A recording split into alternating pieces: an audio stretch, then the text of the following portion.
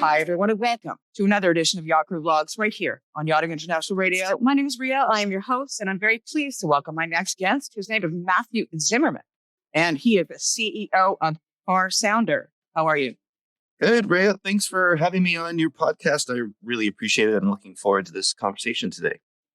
Yeah, I stumbled across you, and I thought, what a great thing. The whole concept is really interesting to me.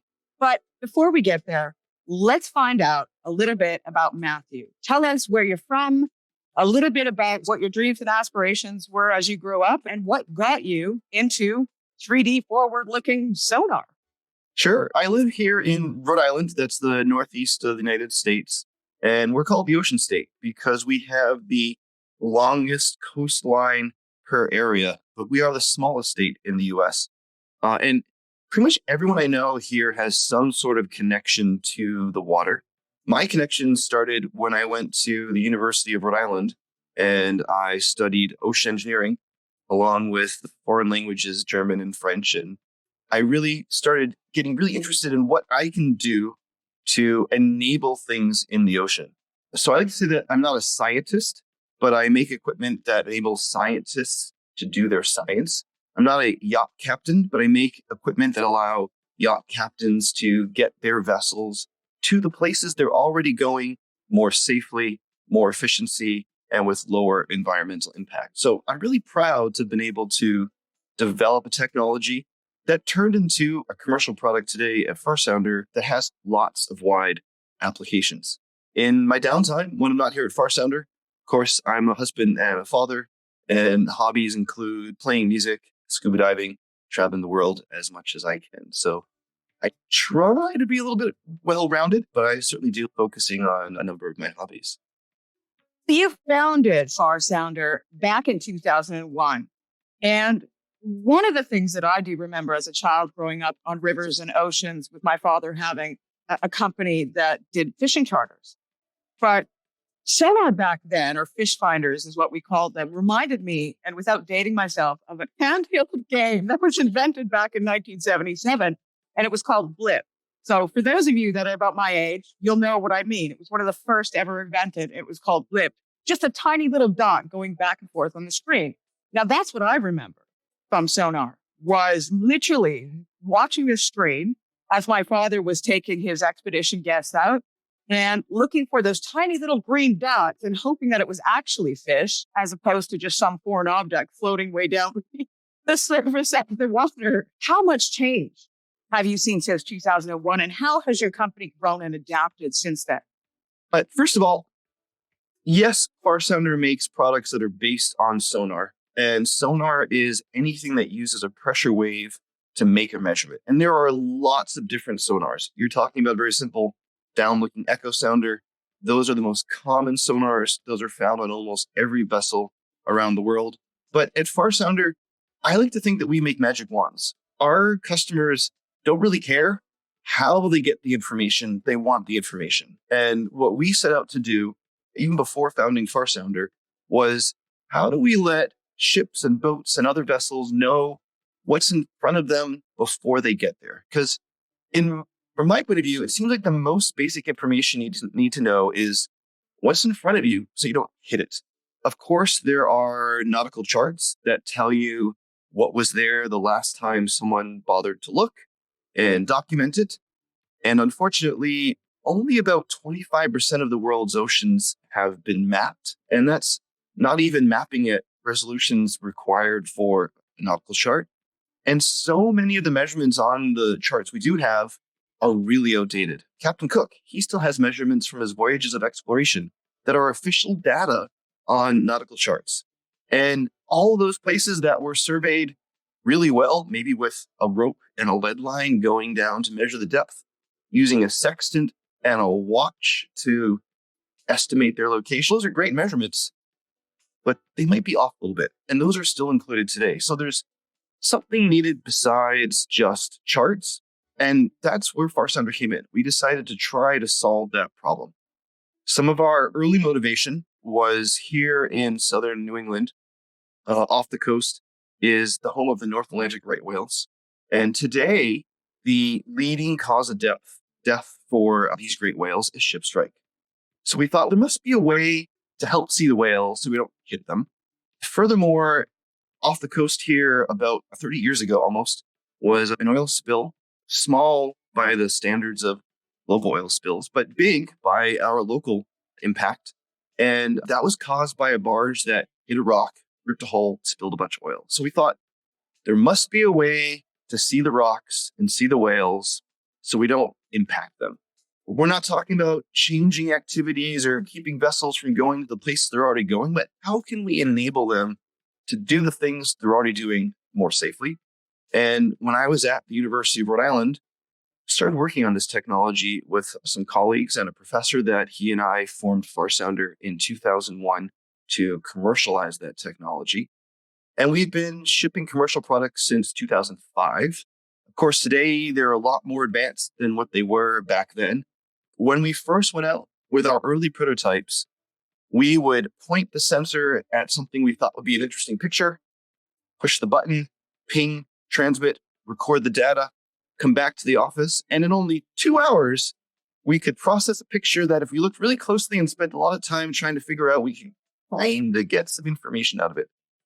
Obviously, you don't have 2 hours per ping to decipher what that might be. And we've since then spent a lot of development really taking advantage of a lot of the processing power coming from the video game world and now the AI world with video cards and GPUs.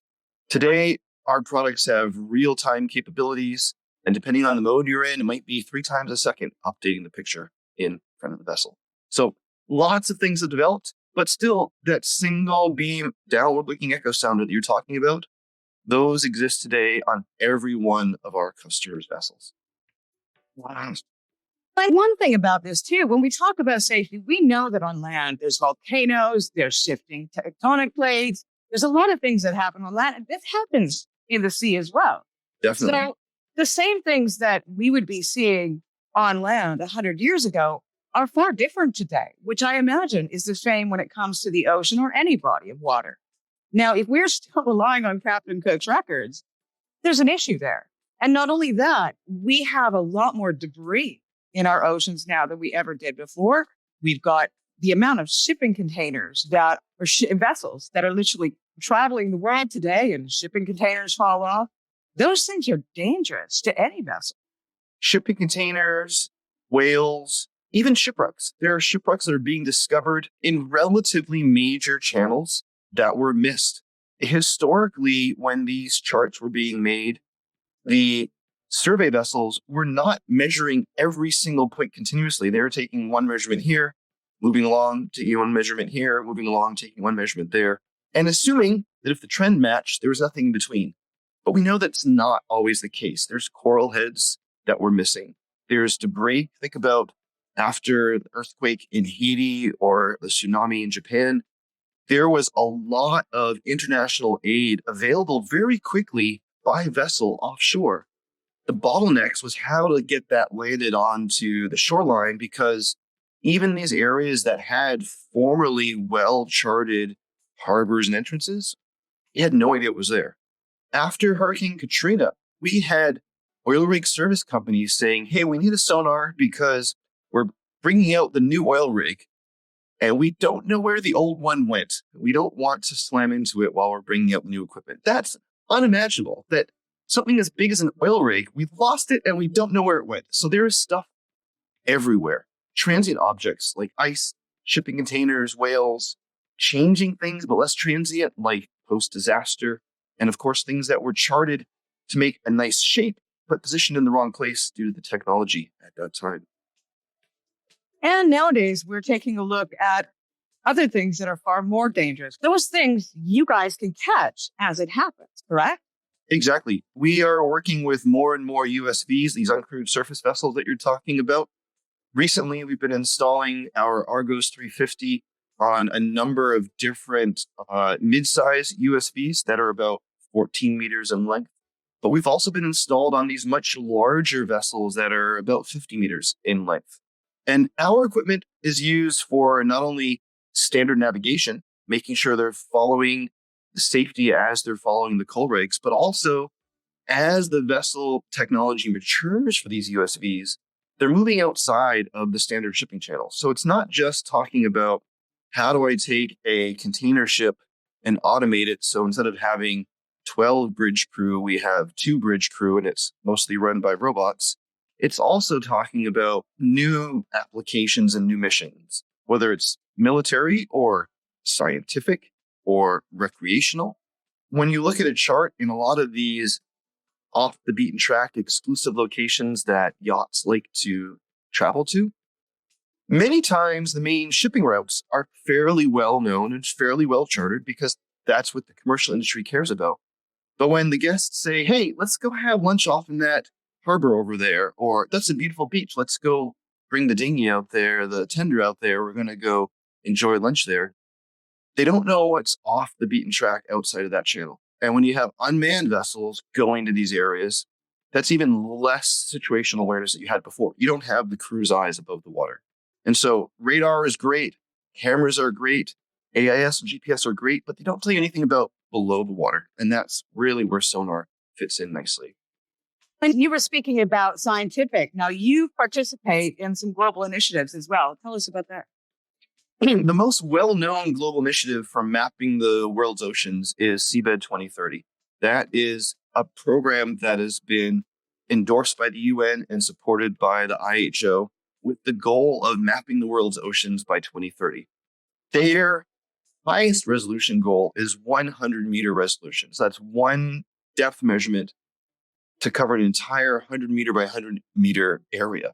And at that relatively low resolution, we've managed to map just under 25% of the world's oceans. Comparing that to the surface of Mars, we've mapped more than 99% of the surface of Mars at 6-meter resolution. That was years ago. FarSounder has been an active participant in this effort. And although Seabed 2030 is the figurehead of this initiative, a lot of the technological capabilities are being collected from various different organizations, one of which is the IHO and their crowdsourced bathymetry initiative, which is collecting depth measurements from the crowd. So bathymetry is the fancy word for depth, collecting them from any vessel that wants to make a measurement and submitting them to a centralized database that is operated and maintained by NOAA under the auspices of the IHO. And FarSounder and I have been active members of the IHO's crowdsourced bathymetry working group for about 5 years. We are helping to bring an industry perspective onto this global working group, really trying to figure out not only what are the technological requirements and how to build the databases and the workflows, but how to recruit participants. Over the years, we've had customers submitting data in a pretty manual method where we send them a USB hard drive, they fill it up, send it back to us, we compile it, and with their permission, upload it to the IHO.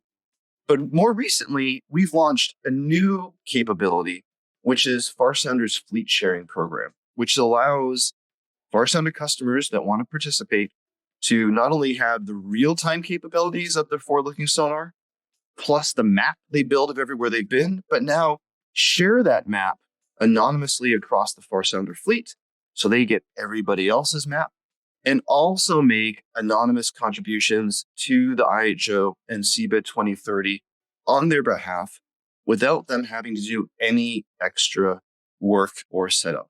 Once they've configured their system to work with our fleet sharing program, we'll handle all the heavy lifting to get that into the IHO databases and into the Seabed 2030 initiative. So we're really proud of that. And we're starting now to look at what other observations could we be adding to our systems that have valuable contribution worth to various types of scientific endpoints. So we're really proud of this work we've done so far and hope to expand that even further in the future. What I really like about that is that literally anybody that purchases your product and works with you guys, they are able to participate in this completely anonymously. Nobody will ever know that it was them. Nobody will ever know that they were there. And it's built in. It all goes to the crowd. It's done for them. So it's really a very simple way for someone to participate in changing the world as we know it. Definitely. I am a big believer that, of course, there are big, huge projects with a lot of visibility that need to be taken care of. But at the same time, there are a lot of things across all works of life and all parts of our industry where doing what you're already doing, you can make meaningful contributions to the community. One example is what we're doing with our contributions through the IHO to Seabed 2030. Other examples are Yachts for Science, Seakeepers. These are great organizations connecting scientists with vessels that have basically vessels of opportunity that can provide scientific resources. In my mind, if you're going to do things anyway, it doesn't cost you anything extra. You don't have to change your day-to-day activities. It's a no-brainer. Everybody ought to be contributing in these types of ways. And we're trying to make it easy for our customers to do that. Matthew, I want to say thank you. This has been very informative. And of course, we're going to provide all of your information below this interview when it airs for those of you that are interested in not only checking out FarSounder and their products for safety purposes. I encourage you in the sense of participation in a global initiative without any work on your behalf whatsoever. Thank you. We're really proud of it. And thanks for taking the time to have this conversation and get to learn more about what we're trying to do here today. Of course, you've been listening to Matthew Zimmerman. He is the CEO of FarSounder. You've been watching another edition of Yacht Crew Vlogs right here on Yachting International Radio. My name is Rhea. I have been your host. We'll see you again next time.